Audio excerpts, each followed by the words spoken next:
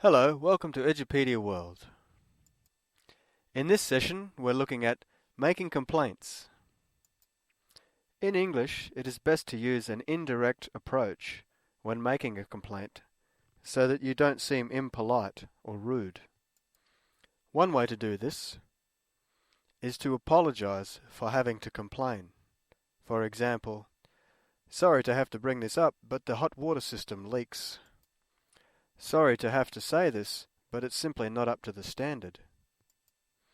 Assume that the problem was not intentional, but was a mistake or a misunderstanding. For example, "There seems to have been a misunderstanding about how many seats we need." Or, "There may have been a misunderstanding. We thought there would be furniture." A misunderstanding is a failure to understand. It implies that the problem you are complaining about is accidental. For example, "I believe there has been a misunderstanding," or "I'm sure it's just a misunderstanding," or "I'm sorry about any misunderstanding." Try to explain the problem without blaming anyone. For example, "There seems to be a leak in the water heater."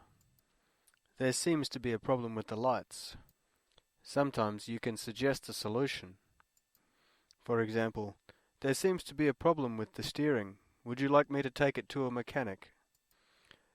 When people are about to say something that they know the other person doesn't want to hear, such as a complaint, they'll start with the words, "I'm afraid." This has nothing to do with fear, it merely means, "I don't want to have to say this." "I'm afraid this is not up to standard." "I'm afraid you'll have to clean that again." "I'm afraid there's been a misunderstanding." Complaints will be received much better if they are not personal. If your wording focuses on the problem rather than the person who may have created the problem.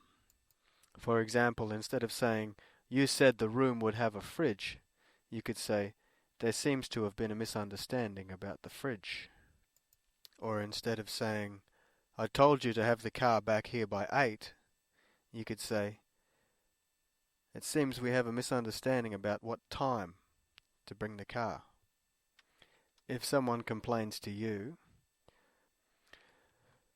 repeat a summary of their complaint back to them, apologize, and then offer a solution.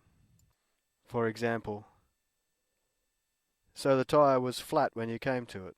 I'm sorry to hear that. Would you like me to get it fixed?" "So the floor was dirty when you moved in. I'm sorry about that.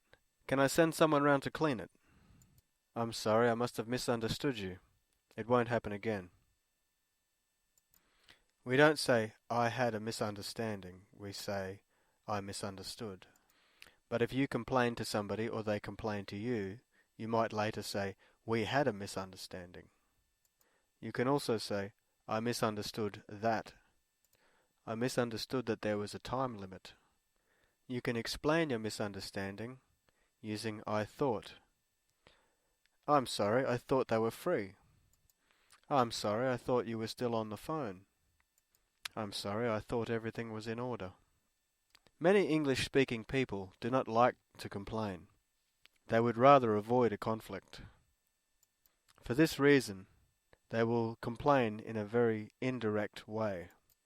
They will often begin a complaint with phrases such as, "Don't get me wrong," which means, "I don't hate you, I merely have a problem."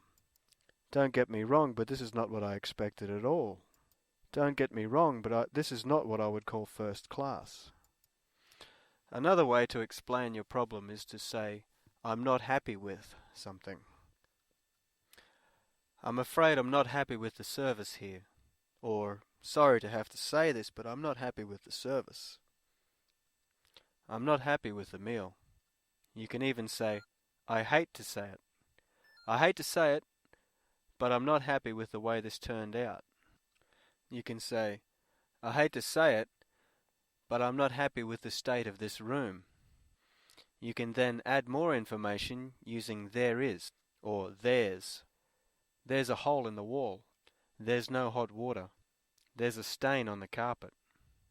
Or it's, as in it is. It's cold. It's drafty. It's dingy.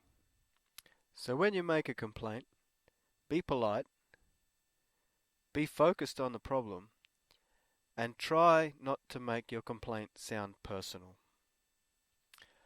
That's the end of this session. Thank you for joining us at Edupedia World.